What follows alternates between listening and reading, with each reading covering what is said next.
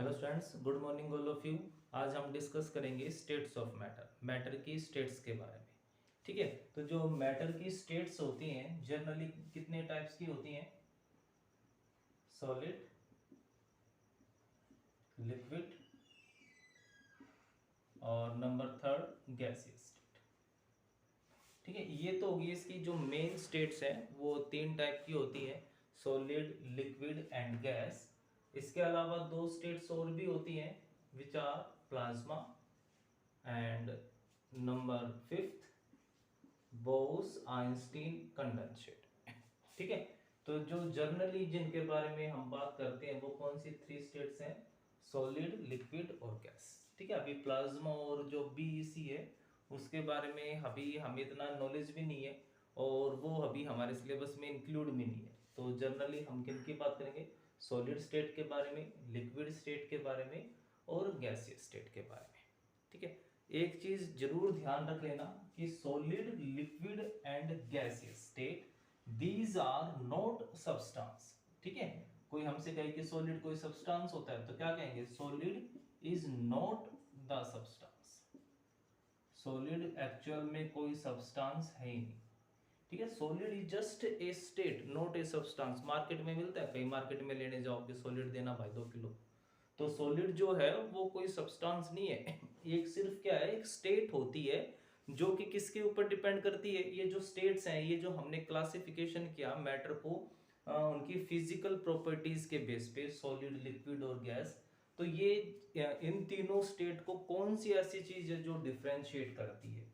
तो कौन सी होती है वो? एक तो inter particle force of attraction, inter particle force of attraction and second one is inter particle space.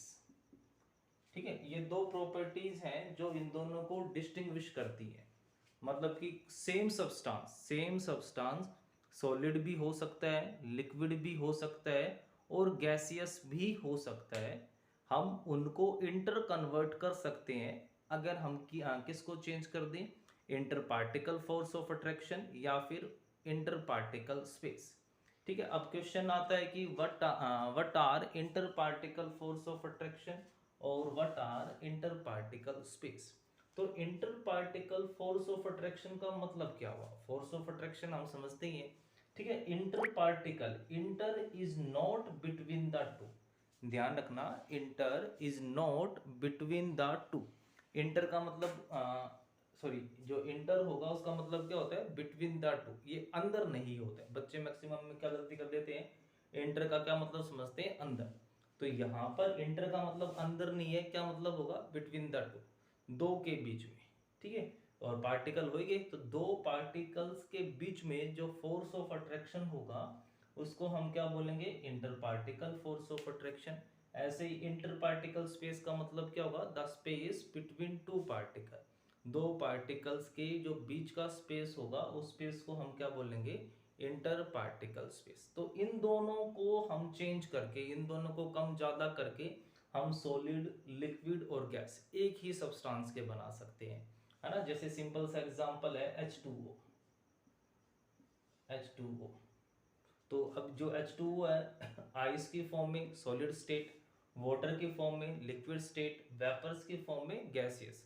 मतलब पार्टिकल सेम है, पार्टिकल किसके हैं? H2O के हैं, बट वो सॉलिड, लिक्विड और गैसियस तीनों स्टेट में एग्जिस्ट कर सकता है। तो ये कैसे पॉसिबल है? ये सिर्फ किसकी वजह से पॉसिबल हुआ? Inter particle force of attraction और स्पेस। ठीक है, तो ये दोनों चीजें, अगर inter particle force of attraction maximum है, बहुत ज्यादा है, तो वो स्टेट कौन सी हो जाएगी? वो स्टेट कहलाएगी सॉलिड। अगर वहीं पर inter particle force of attraction minimum है, या ये कह लो इंटर पार्टिकल स्पेस मैक्सिमम हो गया, तो वो किस चीज को रिप्रेजेंट करती है? वो गैसियस स्टेट को रिप्रेजेंट करती है। और हम इन दोनों प्रॉपर्टीज को किसकी हेल्प से वेरी करवा सकते हैं? मतलब मैं ऐसा क्या करूं कि inter particle force of attraction कम ज्यादा हो जाए, या इंटर पार्टिकल जो स्पेस है वो कम ज्यादा हो जाए? वो किसकी हेल्प से पॉसिबल होगा? वो पॉसिबल होगा टेम्परेचर और प्रेशर की हेल्प से। ठीक है, मतलब टेम्परेचर और प्रेशर को हम चेंज करके इन दोनों को चेंज कर सकते हैं। और जब ये दोनों चीजें चेंज होंगी, ये दोनों प्रॉपर्टीज चेंज होंगी, तब जो मैटर है वो अपनी स्टेट्स को चेंज कर लेगा। तो कहने का मतलब क्या हुआ कि जो ये जो हमने तीन सॉलिड, लिक्विड और गैसियस में जो हमने क्लासिफाई किया मैटर को, these are just a state not a substance.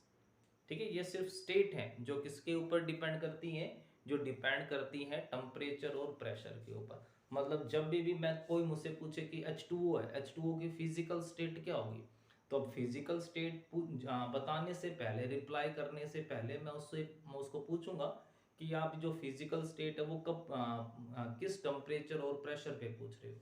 अगर मैं कह दूं सीधा कि भाई जो H2O है उसकी फिजिकल स्टेट तो वाटर होगी, अगर फिर बाद में वो मेंशन कर रखा होता, उसने मैंने देखा ही नहीं, वो मेंशन करता है कि टेम्परेचर -10 डिग्री सेल्सियस है, तो ऑब्वियस है मेरा आंसर गलत हो जाएगा कि -10 डिग्री सेल्सियस पे तो किसके फॉर्म में रहते हैं, आइस, और आइस का मतलब क्या होगा, सॉलिड स्टेट होगा।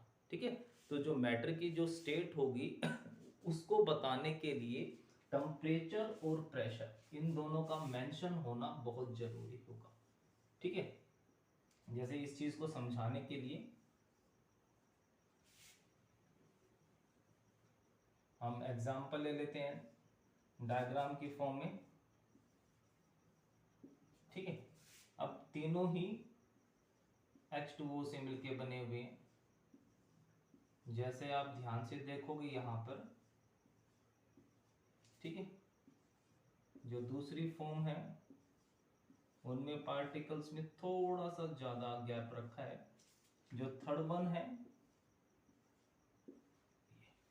ठीक है, अब इन तीनों ही में 1 2 3 तीनों के अंदर जो पार्टिकल्स हैं, ये जो सर्कल है, अज्यूम करो ये H2O को रिप्रेजेंट कर रहे हैं।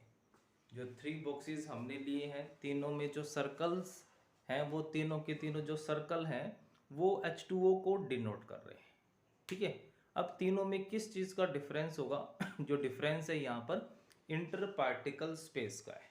इंटर पार्टिकल स्पेस का मतलब the space between these two particles. ठीक है, अब जब यहाँ पर देखोगे तो यहाँ पर जो स्पेस है पार्टिकल्स के बीच में वो मिनिमम है। यहाँ पर जो स्पेस आपको दिख रहा है थोड़ा सा इंक्रीज हुआ है, और यहाँ पर जो स्पेस होगा वो मैक्सिमम हो गया। तो इसका मतलब ये किस चीज को रिप्रेजेंट करेगा, सॉलिड स्टेट को। ये रिप्रेजेंट कर रहा है यहाँ पे लिक्विड स्टेट को, और ये यहाँ पर रिप्रेजेंट कर रहा है गैसियस स्टेट को। ठीक है, और हमने ये जो इनके बीच में जो गैप मेंटेन किया, वो गैप किसकी हेल्प से मेंटेन किया होगा, टेम्परेचर एंड प्रेशर, या एनी वन ऑफ, ठीक, किसी एक की हेल्प से भी कर सकते हैं। अगर मैं टेम्परेचर को इंक्रीज करना स्टार्ट कर दूं तो क्या होगा, इन पार्टिकल्स की एनर्जी इंक्रीज होगी। पार्टिकल्स की एनर्जी इंक्रीज होने का मतलब ये वाइब्रेट करेंगे हायर स्पीड पे। जैसे ये वाइब्रेट करना स्टार्ट करेंगे, इनके बीच की जो स्पेस होगा वो इंक्रीज होगा कुछ इस तरीके से। फिर फर्दर मैं और टेम्परेचर बढ़ाता हूँ, टेम्परेचर बढ़ाते जाएंगे, पार्टिकल्स का जो मोशन होगा, पार्टिकल्स की एनर्जी बढ़ती है। ठीक है, ये आप आगे पढ़ोगे, जो काइनेटिक एनर्जी होती है पार्टिकल्स की, वो डायरेक्टली डिपेंड्स करती है टेम्परेचर पे। मतलब टेम्परेचर बढ़ाते जाओगे, पार्टिकल्स की एनर्जी बढ़ती जाएगी, पार्टिकल और ज़्यादा स्पीड पे मूव करेंगे, और हायर, और एक टाइम ऐसा आ जाएगा कि वो इतनी स्पीड से मूव करेंगे कि उनके जो बीच का फोर्स है वो फोर्स मिनिमम हो जाएगा, नेग्लिजिबल हो जाएगा। अब कोई भी फोर्स इनको बांध के नहीं रख पाएगा, होल्ड नहीं कर पाएगा, और उसका मतलब क्या होगा कि वो गैसेस होगी। आइडियली हम क्या बोलते हैं, गैसेस क्या होती हैं, एक ऐसी स्टेट जिनमें पार्टिकल्स के बीच में कोई भी फोर्स ऑफ अट्रैक्शन नहीं है। वो फोर्स ऑफ अट्रैक्शन क्यों नहीं है, क्योंकि पार्टिकल्स बहुत ज़्यादा दूर जा चुके हैं। अब मैं इनके ऊपर प्रेशर अप्लाई करना स्टार्ट करूँ, जैसे ही मैं इसके ऊपर प्रेशर अप्लाई करूंगा, पार्टिकल्स नज़दीक आएंगे, मतलब लिक्विफाई हो गई। और हाई प्रेशर अप्लाई करूंगा, पार्टिकल्स और नज़दीक आएंगे, और वो किस में कन्वर्ट हो जाएंगे, सॉलिडिफाई, सॉलिड में कन्वर्ट हो जाएंगे। ठीक है, तो समझ में आया कि ये जो स्टेट थी। ठीक है, अब जो स्टेट होंगी उनकी कुछ कैरेक्टरिस्टिक्स होती है, ठीक है, जिन पे हम इनको डिस्टिंग्विश कर सकते हैं। हर एक स्टेट कुछ एक स्पेशल कैरेक्टरिस्टिक्स शो करती है। जैसे सॉलिड के लिए हम क्या बोलते हैं, solids have definite shape and definite volume. इसका मतलब क्या होगा, solids have definite shape and definite volume, solid, liquid and gas. तो फर्स्ट अगर मैं बात करूं शेप की, तो सॉलिड की जो शेप होगी वो डेफिनेट होगी, जबकि लिक्विड और गैसियस की जो शेप होगी वो इनडेफिनेट होगी। इसका मतलब क्या हुआ, जब मैटर सॉलिड स्टेट में है तब वो अपनी शेप को मेंटेन करके रखे हुए, उसने अपनी शेप को मेंटेन किया हुआ, मतलब कि यहाँ पर फोर्स ऑफ अट्रैक्शन इतना ज़्यादा है कि पार्टिकल्स मूव ही नहीं कर पा रहे, है ना। अब ये जो हमारे पास मार्कर है, ये अब इसकी पर्टिकुलर शेप है ना, इसको कहीं पर भी रखो इसकी शेप चेंज नहीं होगी। तो अब ये भी किससे मिलके बना हुआ है, बहुत छोटे छोटे पार्टिकल से मिलके बना हुआ है, और ये अपनी शेप को मेंटेन कर पा रहा है। इसका मतलब कि इसके पार्टिकल्स इधर उधर जा नहीं पा रहे, और इधर उधर क्यों नहीं जा पा रहे हैं, सिंपल सा आंसर है, फोर्स ऑफ अट्रैक्शन की वजह से। जबकि लिक्विड और गैसेस, इनकी जो शेप होती है वो इनडेफिनेट है ना। जो लिक्विड है जैसे दूध है, वाटर है, हम इनको जिस भी कंटेनर में रखेंगे ये उन्हीं कंटेनर की शेप ले लेते हैं। तो उसका रीजन क्या होता है कि जो फोर्स ऑफ अट्रैक्शन होगा वो सफिशिएंट नहीं होगा, एटलीस्ट इतना तो नहीं होगा कि वो उन पार्टिकल्स को होल्ड कर पाए, इतना होल्ड कर पाए कि वो अपने आप से मूव ना कर पाए, ठीक है। बट यहाँ पर जो होगा वो फोर्स ऑफ अट्रैक्शन कम होगा सॉलिड के कंपैरिजन में, इसलिए पार्टिकल्स इजीली मूव करेंगे, और जब वो इजीली मूव करेंगे तो उनकी जो शेप होगी वो रेगुलरली क्या होती रहेगी, अपने आप, ठीक है, अपने आप स्पॉन्टेनियसली चेंज होती रहेगी। बात करें वॉल्यूम की, वॉल्यूम का मतलब the total space occupy, the total space occupy. तो सॉलिड्स की वॉल्यूम क्या होती है, डेफिनेट होती है, जबकि इनकी भी डेफिनेट ही होगी, ठीक है। और गैसियस की वॉल्यूम क्या होती है, इनडेफिनेट होती है। जो गैसियस की जो वॉल्यूम होगी वो इनडेफिनेट होगी। अब वॉल्यूम का मतलब क्या हुआ, length into breadth into height, ठीक है। जो सॉलिड की वॉल्यूम, जब शेप ही फिक्स है तो वॉल्यूम तो ऑटोमेटिक है कि वो अपनी वॉल्यूम को चेंज नहीं करेंगे, लेंथ ब्रेड्थ और हाइट का जो मल्टीप्लाई होगा वो ऑलवेज कांस्टेंट ही होगा, वो हमेशा सेम ही जगह घेरेंगे, है ना। मैं इस चौक को कहीं पर भी रखूँ, हर जगह ये सेम वॉल्यूम ऑक्यूपाई करेगा।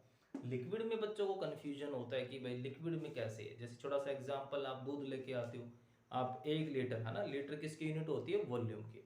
आप 1 लीटर मिल्क लेके आए, अब उसको आप जिस भी कंटेनर में डालोगे उसकी वॉल्यूम तो 1 लीटर ही रहेगी। ये कोई ना कि अगर मैंने इसको छोटे कंटेनर में डाला तो वॉल्यूम रिड्यूस हो जाएगी, बड़े कंटेनर में डाल रहा हूँ तो वॉल्यूम बढ़ जाएगी। वॉल्यूम क्या रहेगी उसकी, कांस्टेंट, ठीक है। क्योंकि वॉल्यूम कांस्टेंट रहने का मतलब कि यहाँ पर जो फोर्स ऑफ अट्रैक्शन है मिनिमम था, बट इतना भी मिनिमम नहीं था कि जो वॉल्यूम है वो चेंज हो जाए, जबकि गैसियस में तो कोई फोर्स ऑफ अट्रैक्शन है ही नहीं, तो ये जो गैसेस होंगी वो अपने वॉल्यूम को कांस्टेंट नहीं रख पाएंगे, ठीक है। तो आज आप इतना सा पढ़ना, ध्यान से पढ़ना बुक में से, और जो बची हुई प्रॉपर्टीज हैं वो हम अपने नेक्स्ट लेक्चर में डिस्कस करेंगे। Okay, thank you.